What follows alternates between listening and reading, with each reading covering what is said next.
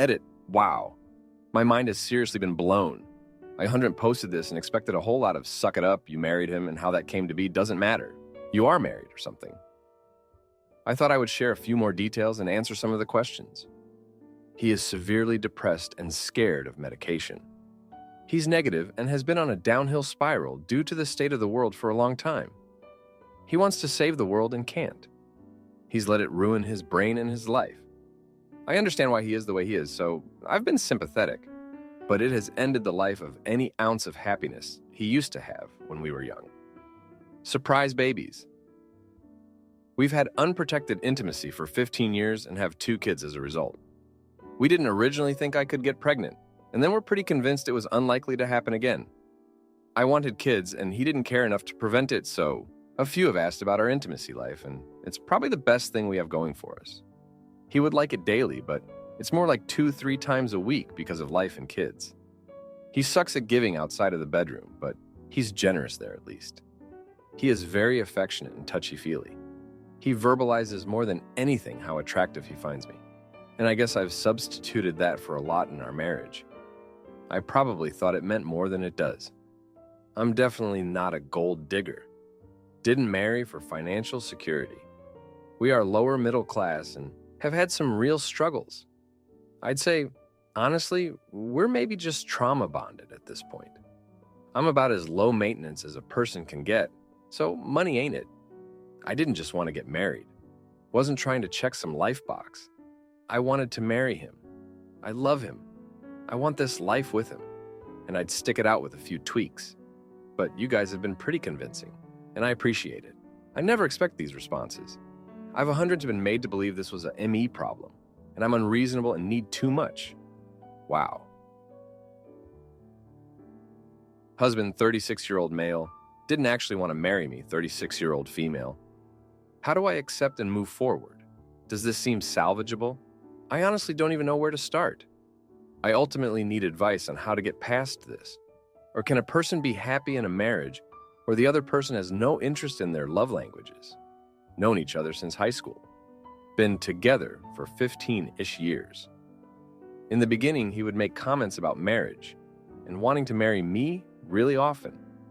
At one point, he said he didn't believe that we should get married until gay marriage was legal, because everyone should be able to marry who they love. Obviously, this was over a decade ago.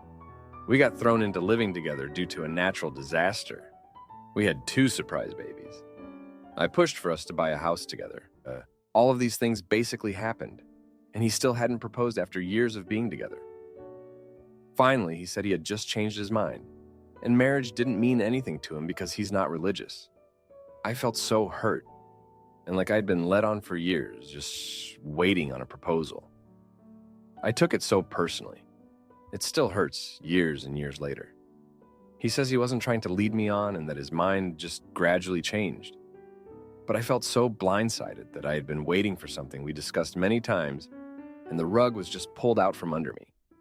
Finally, after about 8 years together, I convinced him that if he didn't care one way or the other about marriage, we should just do it as an easy way to protect our assets and children. In hindsight, there were other ways to do that, but I wanted a husband and not just a boyfriend. After everything we had built together, I thought it would make me feel better. In the end, I think it has left me feeling even more rejected after all of these years. I know we're together and he's faithful and trustworthy, but in my heart, he never picked me. The weather made us live together. The surprise children made it hard for him to leave. He didn't propose.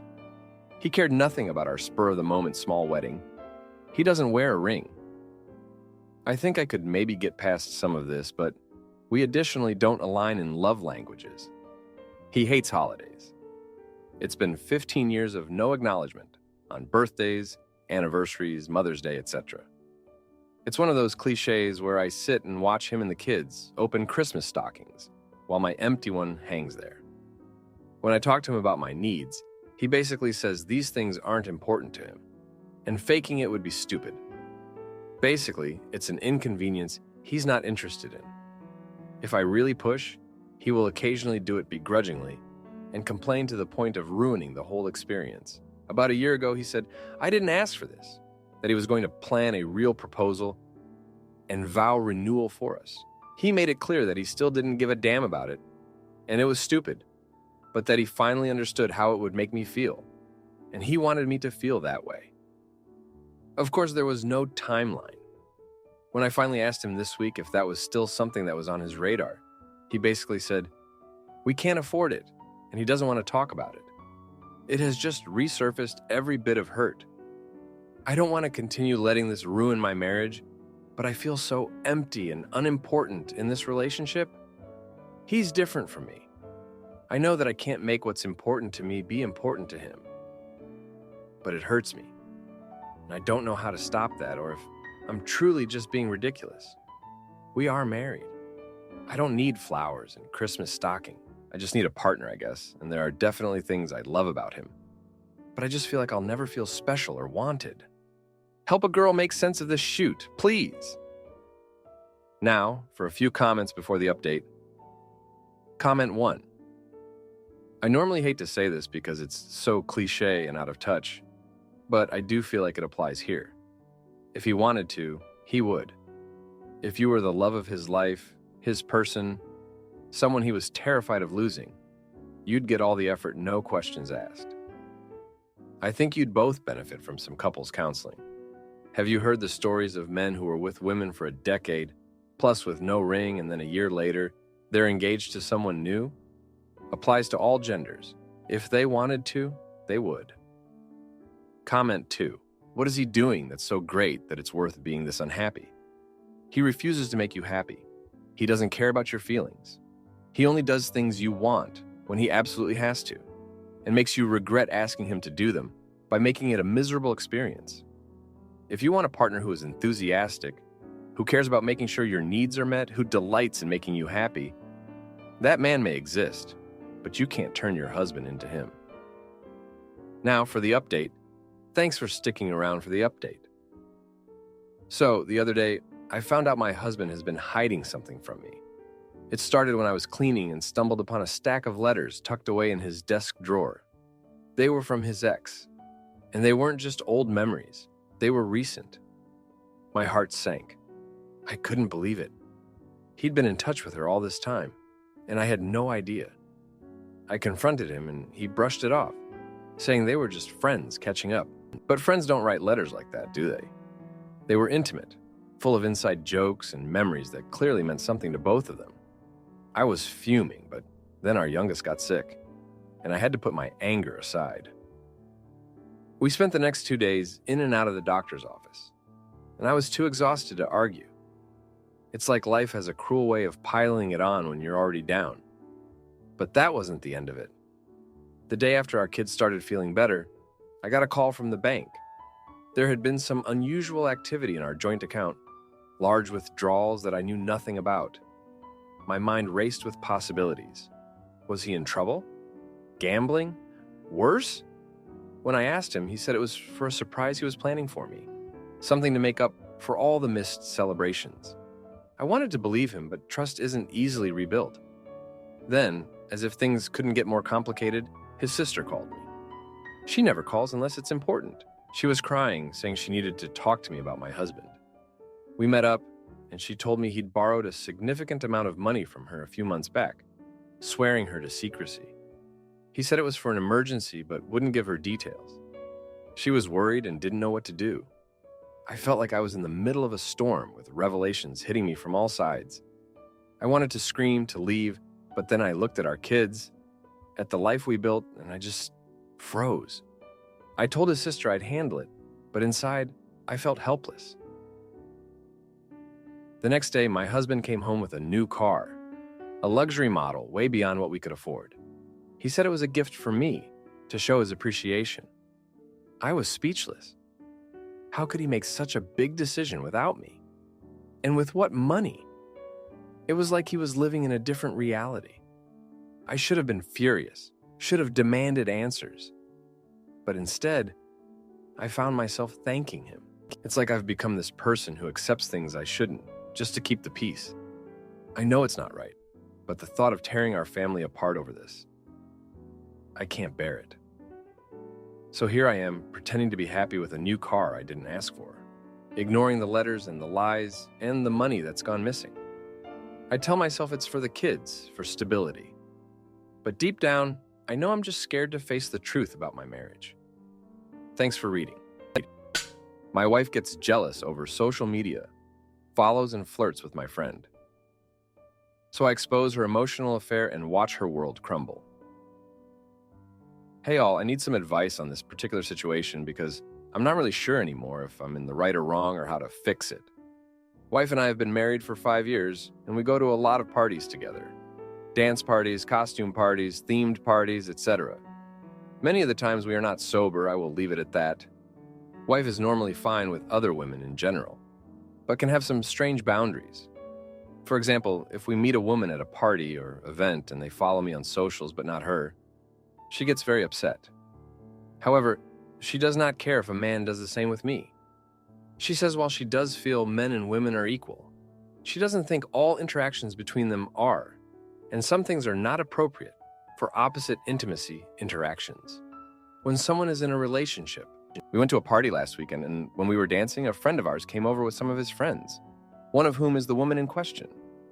She was wearing this sheer rhinestone type of dress. I am bad at explaining this. Bear with me, please. That had a cool pattern done with the rhinestones.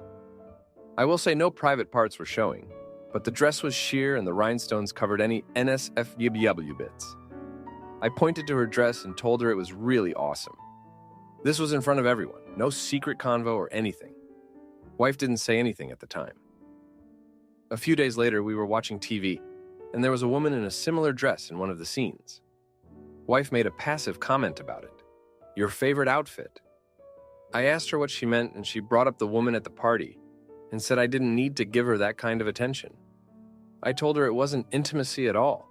The dress seemed cool, and I was not sober, so I was more open about it. She said she didn't appreciate me making that comment because the dress was sheer and clearly made to draw attention to the woman's naked body by only covering the private areas. She said it would be different if it was a more modest item like a jacket. But she feels I was validating the woman's need for intimacy attention. I told her that wasn't the intention at all, and that if she had made that comment about a guy's shirt, I wouldn't be upset. She said she wouldn't make that comment in the first place because it's disrespectful to me. Another day passed and she hadn't brought it up, but I could tell she was feeling off. I tried to bring it up again gently to let her know I could tell something was wrong. She got annoyed and said I should apologize and just not do that type of stuff anymore, instead of trying to constantly convince her it was innocent. It's been 2 days since that, and I can tell she's still kind of upset.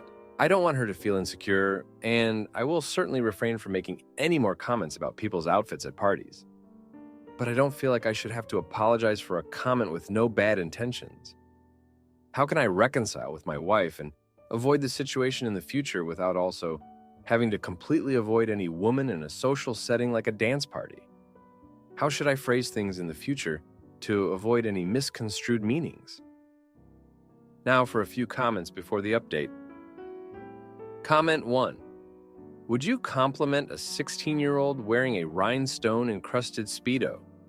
If the answer is yes, then she is overreacting. If the answer is probably not, then you need to take some ownership that you are sexualizing this woman to a degree.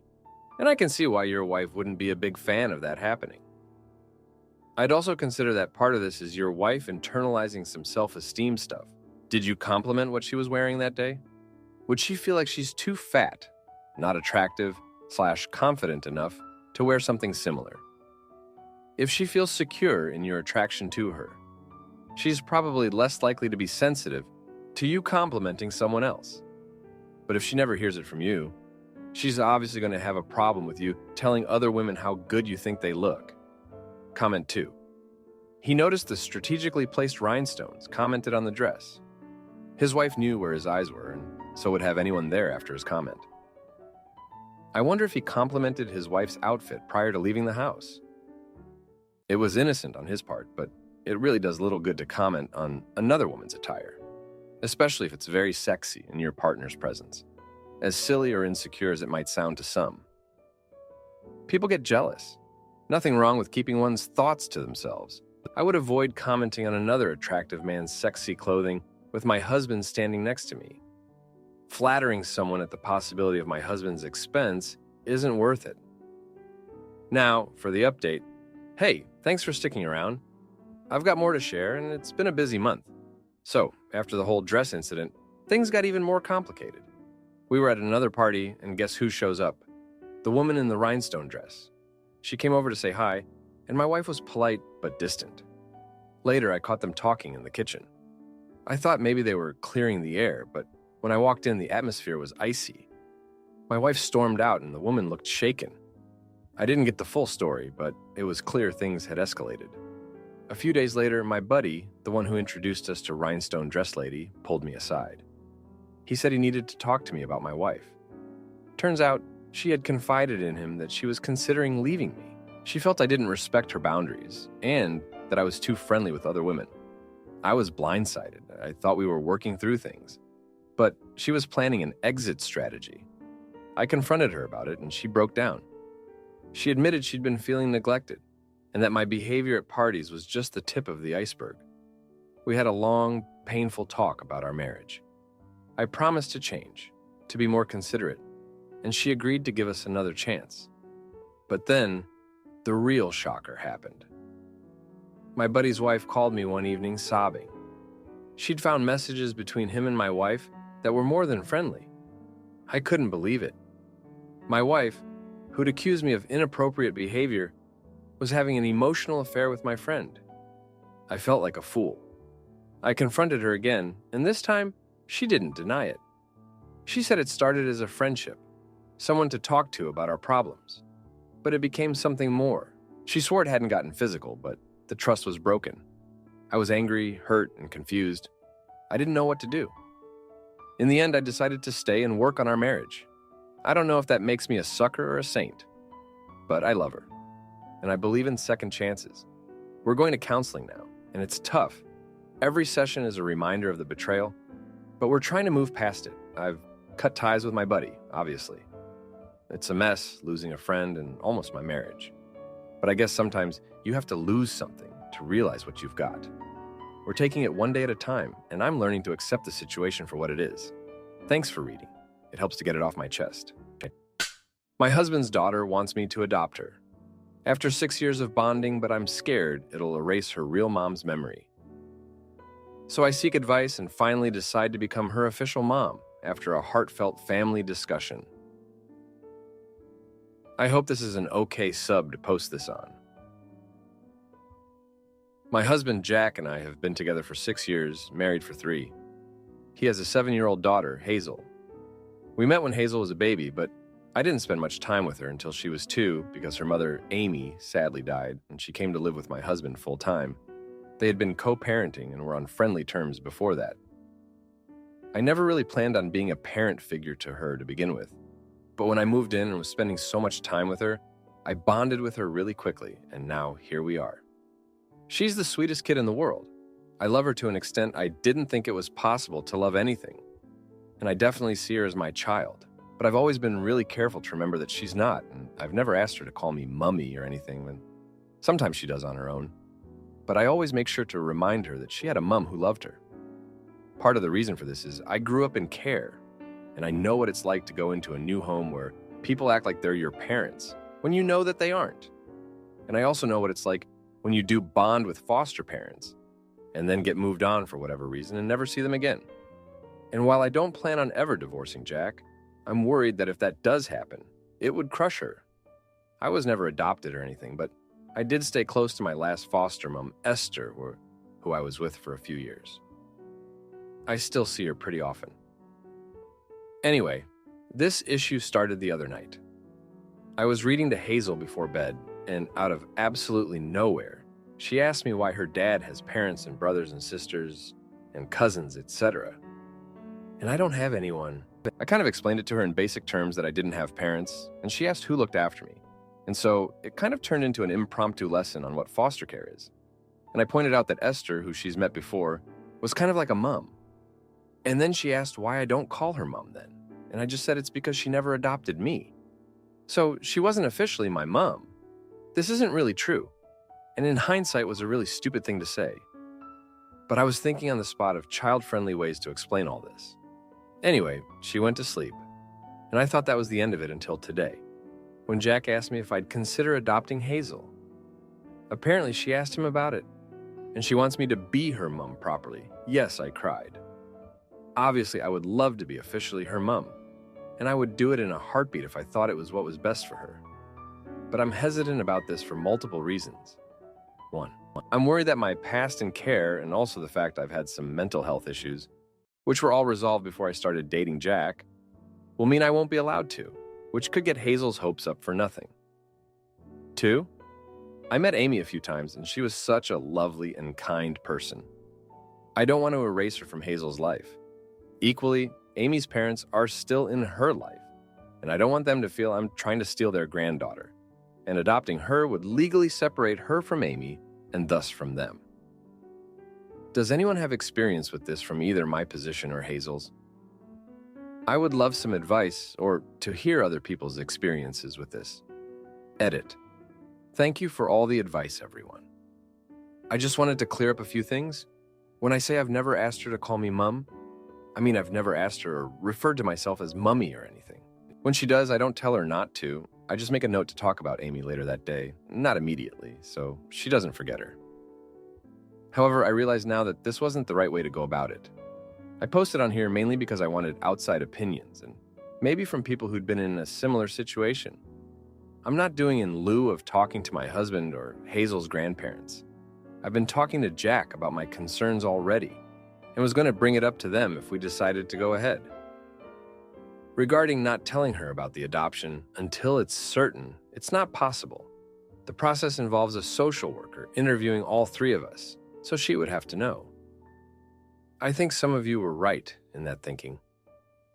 I was placing myself in her shoes, or putting her in my situation when we are not the same. I knew some people from when I was a kid who were adopted and have expressed regret about being severed from their bio families, even if they are happy in their adoptive families, and I was worried about that. However, these situations are not the same, and I shouldn't have projected my feelings onto her. We've decided that we're going to look into adoption. I'm going to call Hazel's grandparents tonight, and if I get their blessing, I'm going to tell Hazel tomorrow that I would love to adopt her if she still wants me to, and be explicitly clear that she can call me Mummy if she wants to. It is incidentally Mother's Day tomorrow, and we usually visit both her grandmas in the morning, and then have a girls' afternoon, so I can tell her then if she seems up to it. I'm also going to apologize for making her think we weren't a proper family by my stupid comments about Esther. Thank you all again for your advice. Now, for a few comments before the update. Comment 1. You are overthinking this. Talk to the grandparents, explain what happened and why this is occurring now. If you don't have doubts about this relationship, I mean real ones. If someone told me they didn't have any doubts about their relationship ever, I'd question their mental competence or their honesty. File for adoption. It will not erase her mother or her grandparents' role in her life. It will change their legal status. But in most cases, that's really meant to be a last resort anyway. And it is good and right for his current spouse to fill that role. I say this as the bio kid from a house with a couple of failed fosterings. What children want, what they cry themselves to sleep at night desiring, is stability and normalcy, at least as they judge themselves against their peers. Comment 2. This is very sweet, and the fact that you are looking out for her this much is a good indication that it would be a good idea to look into the adoption process. Adopting her will not erase her bio mom from her life in any way. This desire for adoption is something that's coming from your husband and Hazel. And I suspect that if Amy's parents are as loving as you and your husband seem to be, they will have no problem with this and will still be part of Hazel's life. And don't worry about your past mental health issues interfering with the adoption process. With your husband on board and your history with Hazel, I think that will smooth out so much.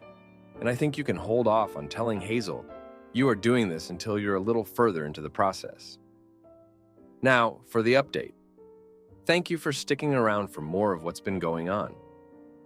So, the other day, things got really tense. Jack's parents, who've always been super involved with Hazel, found out about the adoption talk. They were not happy. They said adopting Hazel would be like erasing Amy's memory, which hit me hard. I mean, I get where they're coming from, but it felt like a punch in the gut. I tried to explain that wasn't my intention at all, but they were pretty upset. Jack tried to mediate, but it was rough. We ended up leaving their house with no resolution, and the car ride home was just silent. It was one of those moments where you could cut the tension with a knife. Then, the next day, Hazel's school called. She got into a fight with the classmate who said something mean about her not having a real mom. My heart broke for her. I rushed over there, and seeing her in the principal's office, all teary-eyed, I just wanted to hug her forever. We talked it out, and I reassured her that families come in all shapes and sizes, and ours was just as real as anyone else's. That night, Jack and I had a long talk. We decided we needed to have a sit-down with Hazel's grandparents again. We invited them over for dinner, and it was intense. I told them about what happened at school and how Hazel sees me. I could see the wheels turning in their heads, and by the end of the night, they said they'd support the adoption if that's what Hazel wanted. The next day, I sat down with Hazel. I told her about the conversation with her grandparents and asked her again if she wanted me to adopt her. She hugged me so tight and said yes. So we're moving forward with it. We're going to start the process and see where it takes us. It's been, interesting, but I'm hopeful. Hazel's smile when we talked about being an official family was worth every tough conversation. Thanks for reading. If you like this video, you'll probably like these too. Also, while you're here, please consider subscribing. It's your support that keeps this channel alive and allows me to make better and longer videos. Have a great day.